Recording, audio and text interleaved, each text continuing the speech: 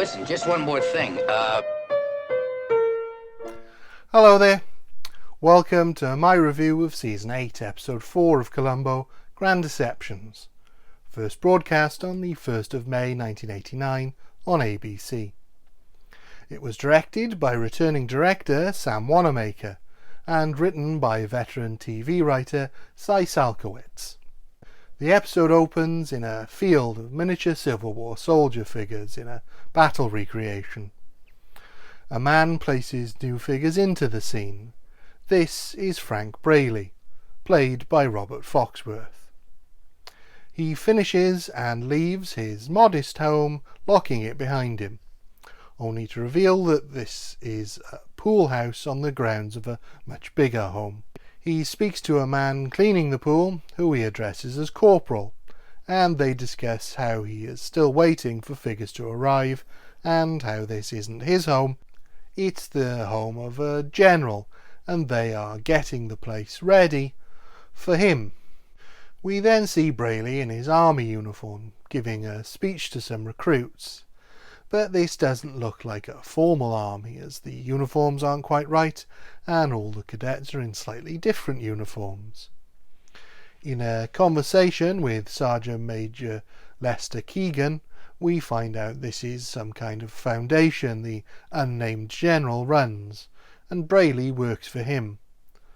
But for how long seems to depend on Keegan, who has discovered Braley is up to some shady business dealings, using the Foundation's name. In that respect, this is a variation on the motive from Dead Weight, but with the added complication that Keegan has found out that Braley is sleeping with the General's wife, and is planning to blackmail Braley, rather than warn him. I don't have the slightest intention of blabbing any of this to General Paget. Not after what you and I have been through. Well, Frank, you see, I got this idea in my head that if the Foundation's got money for you, you've got money for me. What do you say, partner?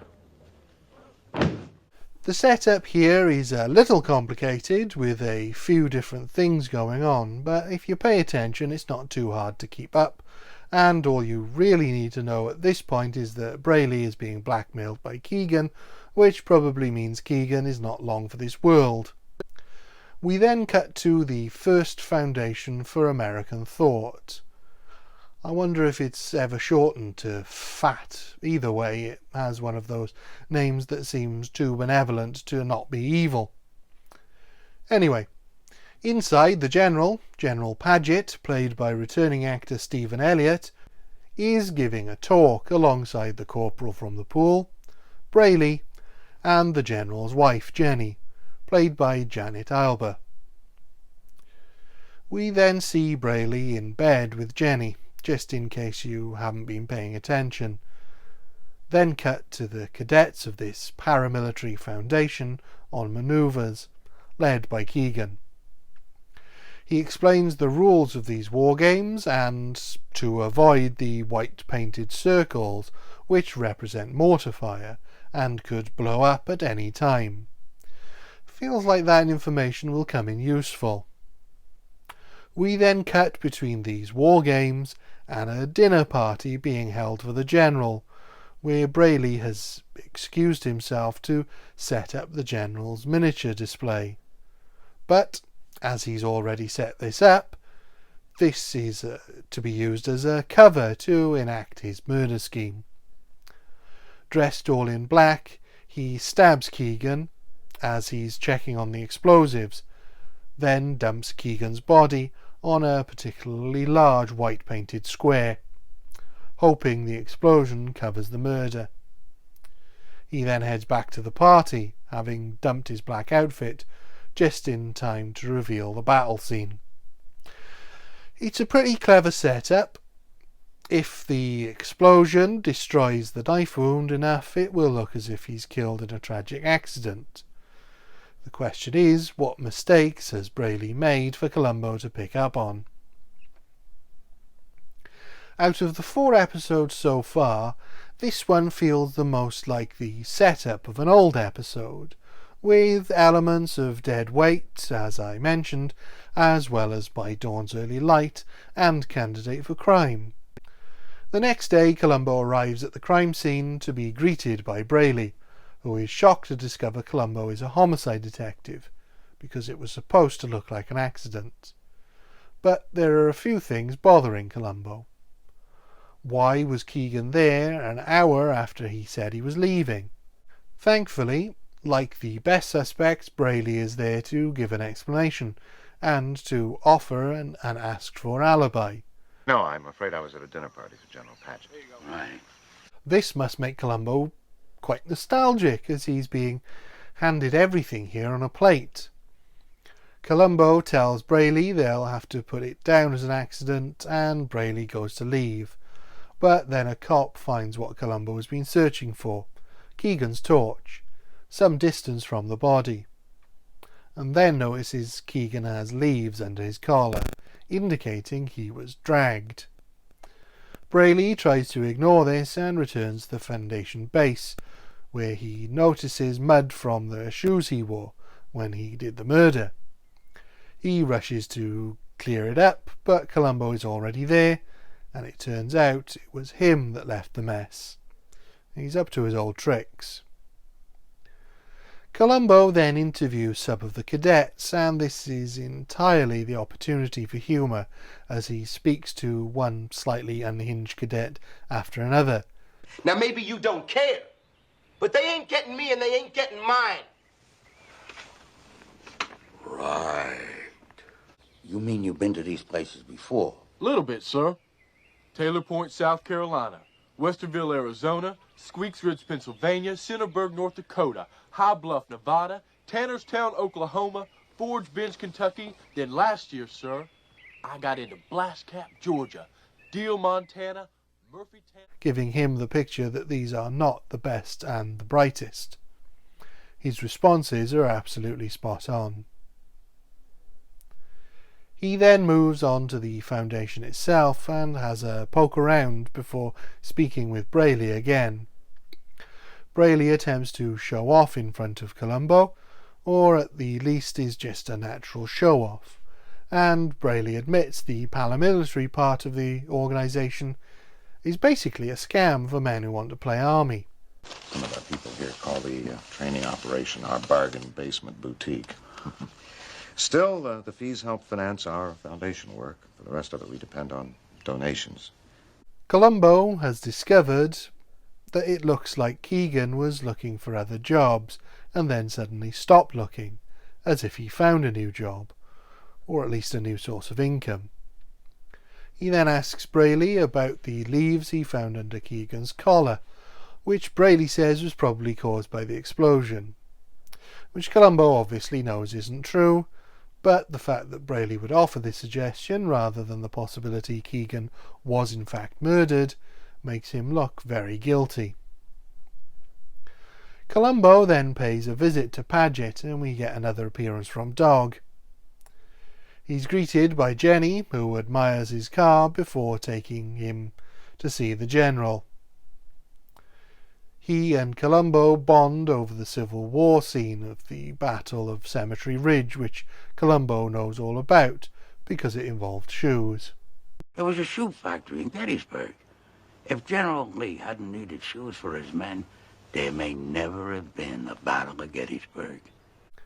Columbo finds a lost soldier on the bookshelf where Brayley set the books out as part of his alibi, and Paget reveals that he had asked Keegan to look into the money he'd noticed gone missing from the Foundation. Keegan never reported back. Columbo then looks into Keegan's life a bit more and finds a name and address. When he goes there, he finds Brayley preparing to receive Mrs. Paget.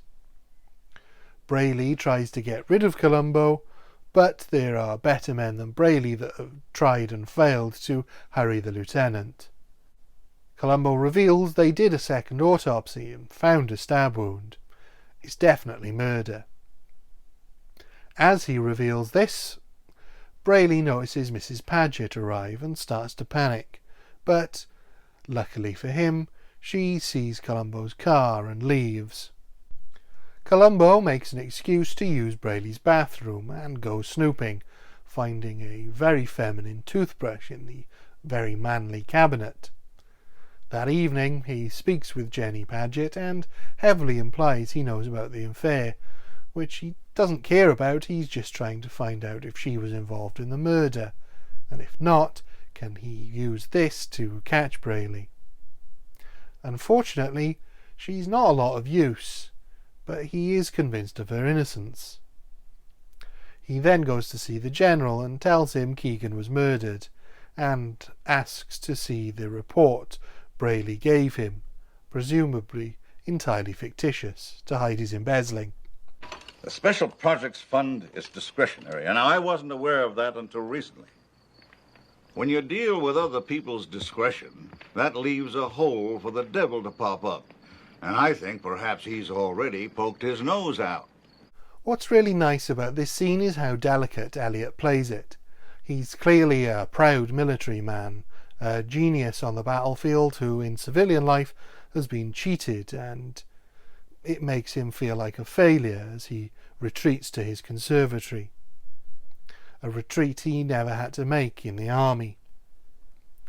The scene continues long after Columbo was gone, as Jenny comes in and tells him about the affair.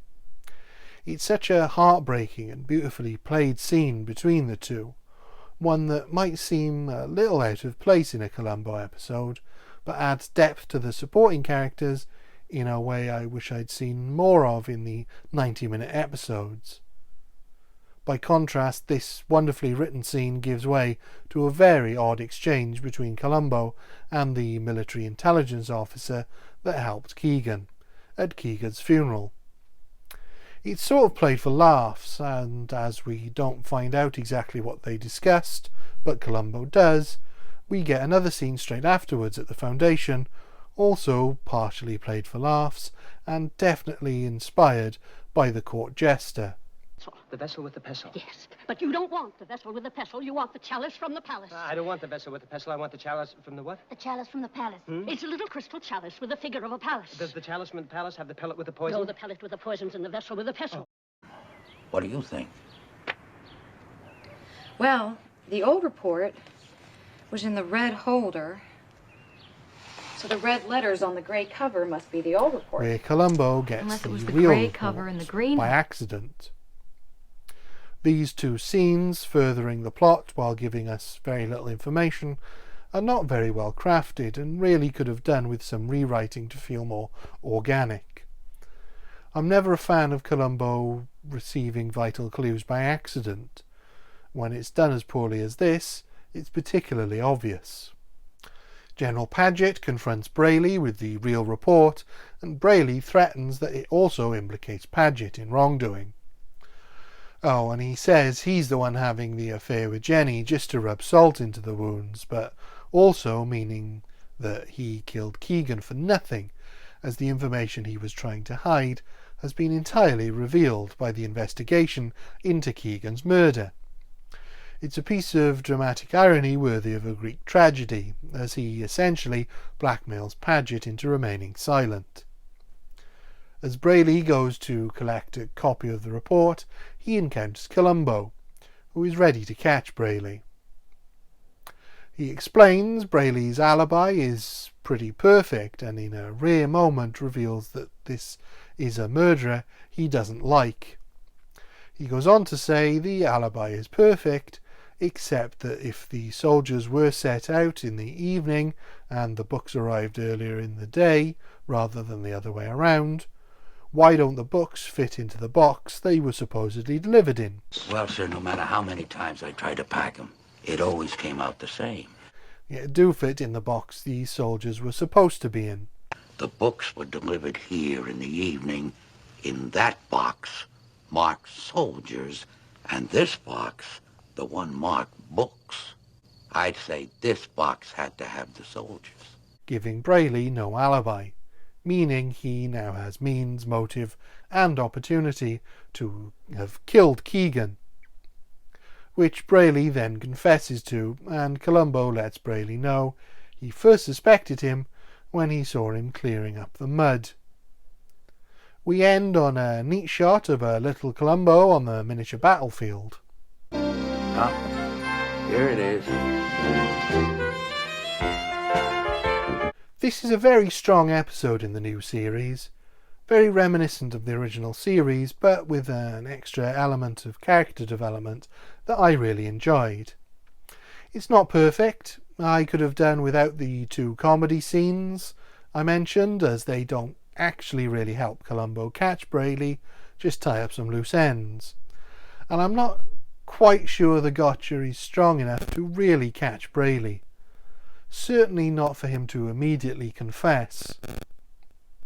It's not bad, but it just felt like it could have been a smidge better. Foxworth plays a great villain, just the kind of pompous, smug, arrogant murderer I like to see get caught without a single redeeming quality. Falk is very comfortable as Columbo here, doing exactly what we expect Columbo to do, and doing it very well. I think this is the strongest episode of the new season, and for that I'm going to have to give it a 5 out of 5.